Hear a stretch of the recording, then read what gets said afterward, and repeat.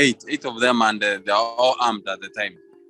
It was at night, so they will expect a fire exchange, maybe because of that earlier claim of robbery. Okay, the police are saying that Sharif and his driver, who is also a Pakistani national and who claims to be his brother, but we understand Sharif had only one brother who's already dead. They were coming from a place called Magadi. Magadi is almost 100 kilometers away from Nairobi. It was around 9 p.m. on Sunday. On reaching at a place called, there's a roadblock which was on the road between Nairobi and Magadi, which had been erected to kind of help an operation which was ongoing to stop some suspected thugs who had carjacked a car from Nairobi.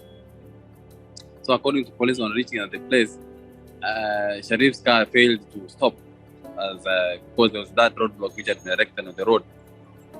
This prompted the police who were manning the roadblock to shoot the car, and the tires were deflated.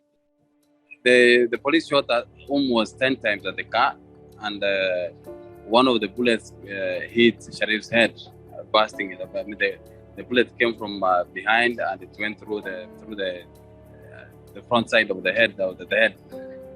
The brother drove the car to a homestead owned by a Pakistani national in the same area in efforts to administer first aid on him, but they found he had died. He had bled to death.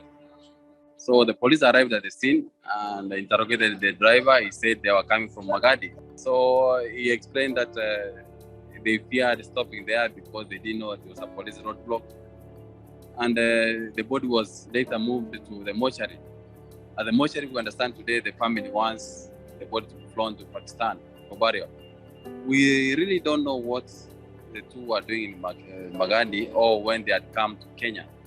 But we understand Sharif was working with some local journalists to investigate on some issues of corruption here and there in Kenya, Pakistan, London, and all the sort of the issue. But we don't think or don't know whether the shooting was linked to the investigation they were doing.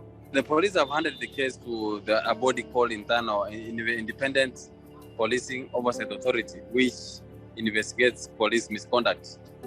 I mean, because the police are arguing that the case was a mistaken identity, now the body will investigate to establish if the police were overzealous or they were trigger happy in their shooting, and then they will take action. The ones they can charge them with will be misuse of firearm, because the police can say that it is not murder because they didn't know the guys, so they were just told these were suspected thugs, and maybe the mistake was to open fire without following the due process or following due precautions. Here in Kenya, just like in the US, we usually see media reports in the US. If police stop you and you fail to stop, there's a likelihood you'll be shot. So it's advisable that if you are stopped and you have seen the signal of stopping, just stop. It won't cause you much harm. I mean, there have been cases where police have shot and killed people, motorists, or injured them in such incidents.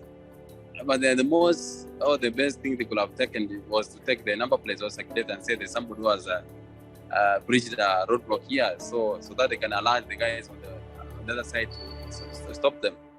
But now we just wait and see what the investigation will come up with. Magadi is a place where Kenya extracts soda ash.